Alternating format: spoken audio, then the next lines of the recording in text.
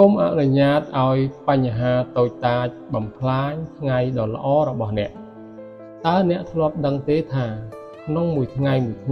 យើងគ្រប់គ្នាមានពេលវេលាស្មើគ្នាគឺ86,400 វិនាទី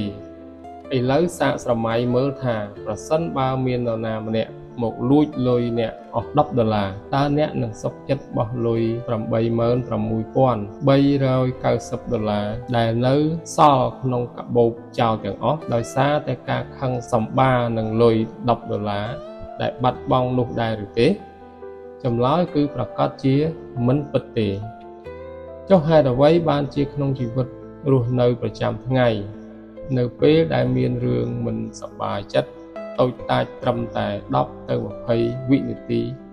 បានកើតឡើងអ្នកបែរជាអនុញ្ញាតឲ្យវាមានឥទ្ធិពលមកបំផ្លាញពេលវេលាដ៏មានតម្លៃដែលនៅសល់រាប់ម៉ោងរបស់អ្នកទៅវិញពេលខ្លះវាគ្រាន់តែជាការកំពប់ការខ្វែលើអាវការស្ទះចរាចរណ៍ដែលធ្វើឲ្យអ្នកទៅធ្វើការយឺតបន្តិចបន្តួចឬសម្ដីមិនសមរម្យមួយឃ្លារបស់នរណាម្នាក់ដែលមិនស្គាល់យើងច្បាស់ផងរឿងទាំងនេះវាមិនមែនជាបញ្ហាធំដុំនោះទេ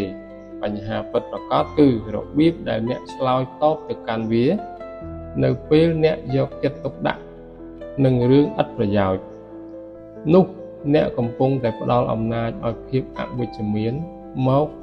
ដឹកនាំជីវិតរបស់អ្នកហើយចងចាំថាក្នុងមួយថ្ងៃយើងជួបព្រឹត្តិការណ៍រាប់ពាន់ប៉ុន្តែមានតែរឿងមួយចំនួនតូចប៉ុណ្ណោះដែលពិតជាសំខាន់សម្រាប់អនាគតរបស់យើង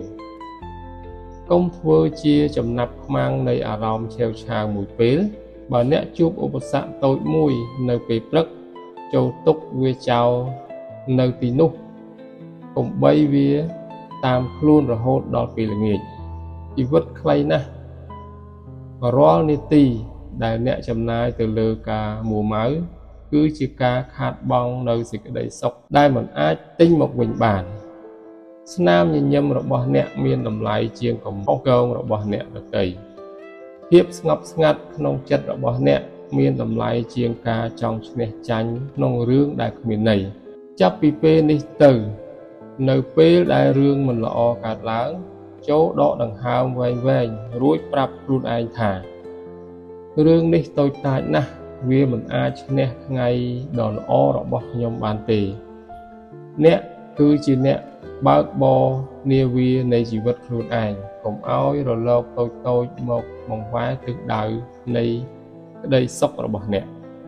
ការពារថ្ងៃដ៏ល្អរបស់អ្នកការពារធម៌ពលវិជ្ជមានរបស់អ្នកព្រោះអ្នកសមនឹងទទួលបានជីវិតដែលពោពេញដោយភាពរីករាយមិនមែនជីវិតដែលរស់នៅក្រោមស្រមោលនៃបញ្ហាតូចតាចនោះឡើយថ្ងៃនេះគឺជាថ្ងៃថ្មីហើយវាគឺជាថ្ងៃដ៏អស្ចារ្យប្រសិនបើអ្នកសម្រេចចិត្តថាវានឹងទៅជាបែបនោះជ្រើសរើសការអត់ឱនហើយបន្តដំណើរទៅមុខដោយមោទនភាព